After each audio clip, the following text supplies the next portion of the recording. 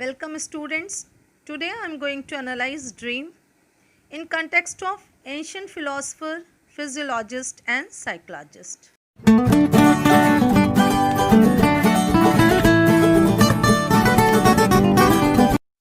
स्वप्न एक सामान्य घटना है जिसे सभी मनुष्य देखते हैं। कभी स्वप्न प्रिय होता है तो कभी स्वप्न अप्रिय। स्वप्न प्रत्येक व्यक्ति के जीवन का एक आवश्यक अंग है। यही कारण है कि सभी लोग सपनों का अर्थ जानने को उत्सुक रहते हैं। स्वप्नों की कुछ विशेषताएं बड़ी विचित्र हैं।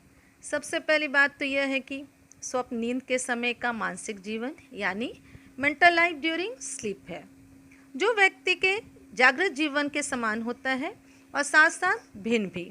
दूसरी विशेषता यह है कि हम स्वप्न की अधिकतर बातें भूल जाते हैं। इन्हीं विशेषताओं के कारण स्वप्न एक पहेली या क्विज जैसी लगती है। स्वप्नों का अर्थ कई लोगों ने विभिन्न ढंग से लगाने की कोशिश की है, जिसे हम आगे देखेंगे। सबसे पहले हम यहाँ एंशिएंट फिलोसोफर एरिस्टोटल और हिप्पोक्रेट्स के विचारों पर प्रकाश डालेंगे। इनका विचार था कि नींद की अवस्था में व्यक्ति की आत्मा या सोल इधर उधर घूमती रहती है और घूमने के दौरान जो भी घटनाएं का अनुभव होता है वही स्वप्न है। यही कारण है कि पहले के लोग कहा करते थे कि नींद में सोए हुए व्यक्ति को धीरे से उठाना चाहिए ताकि घूमती हुई आत्मा वापस शरीर में प्रवेश कर जाए। इसी तरह कुछ लोग स्वप्न को दैविक शक्ति यानी डिवाइन फोर्सेस का परिणाम मानते हैं तथा उनके अनुसार जब ईश्वर खुश रहते हैं तो हमें सुखद स्वप्न आता है तथा जब ईश्वर नाराज होते हैं तो हमें दुखद स्वप्न आता है। वहीं ड्रीम को लेकर फिजियोलॉजिस्ट की अलग व्यू पॉइंट है। उनके अनुसार स्वप्न कोई मानसिक प्रक्रिया नहीं है, बल्कि यह एक शारीरिक उत्तेजनाओं के प्रभाव से उत्पन्न नर्व इम्पल्स के कारण होता है।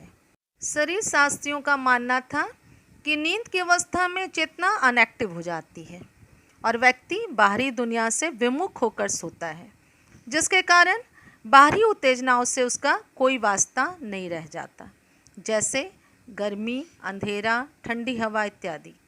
उत्तेजनाओं से नर्वस सिस्टम पर पड़ने वाले प्रभावों से वह अनभिज्ञ रहता है। लेकिन नींद की अवस्था में इन बाह्य उत्तेजनाओं का प्रभाव उसके विभिन्न सेंस ऑर्गन पे पड़ता रहता है, जिसके कारण उत्पन्न nerve impulse central nervous system के ज्ञानवाही क्षेत्रों में पहुंचता है, जिसे व्यक्ति सिर्फ स्वप्न के रूप में अनुभव करता है।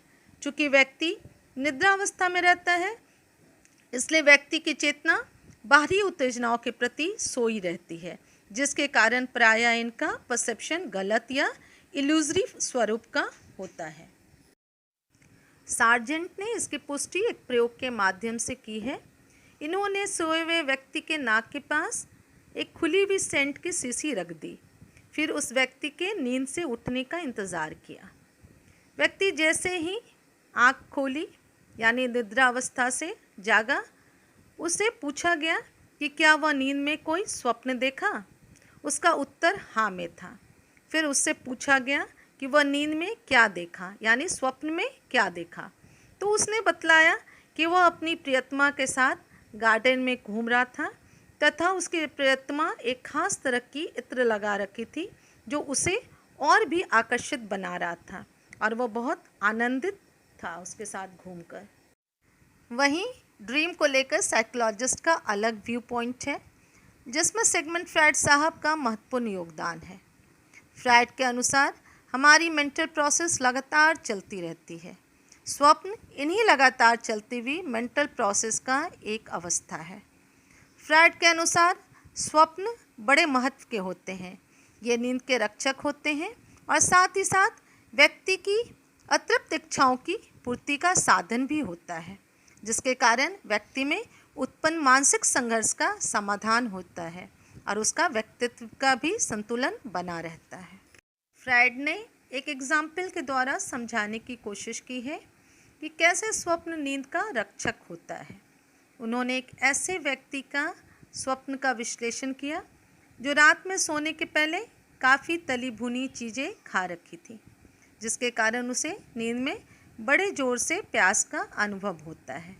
वह अपनी इच्छा की पूर्ति निद्रावस्था में स्वप्न के माध्यम से करता है।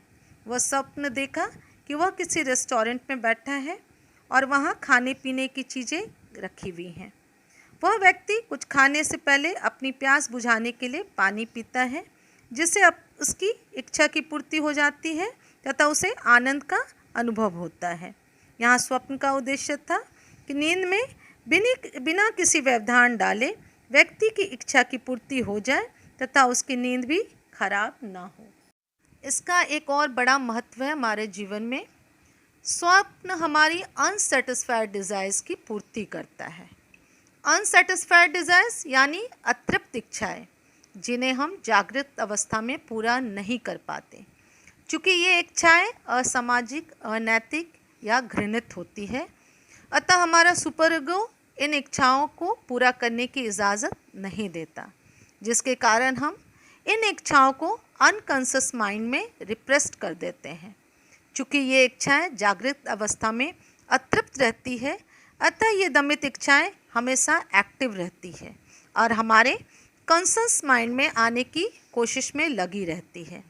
चूँकि निद्रा अवस्था में व्यक्ति के मन का चेतन भाग भी निद्रावस्था में रहता है, इसलिए इन दमित इच्छाओं को सुनहरा मौका मिल जाता है अनकॉन्शियस से निकलने का, यानी ये इच्छाएं स्वप्न के माध्यम से अपनी इच्छा की पूर्ति करता है।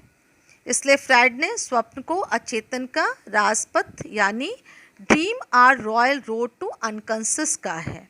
जिस तरह राजा की सवारी बिना किसी अवरोध के राजमार्ग पर आवागमन करती है, ठीक उसी तरह निद्रा अवस्था में चेतन ऑब्स्टेकल्स की शिथिलता के कारण अचेतन की अनसेटिस्फाइड डिज़ायर बिना किसी प्रकार के रोक टोक के डिस्गाइज्ड फॉर्म यानी रूप बदलकर अपनी इच्छा की पूर्ति स्वप्न के माध्यम से करता है।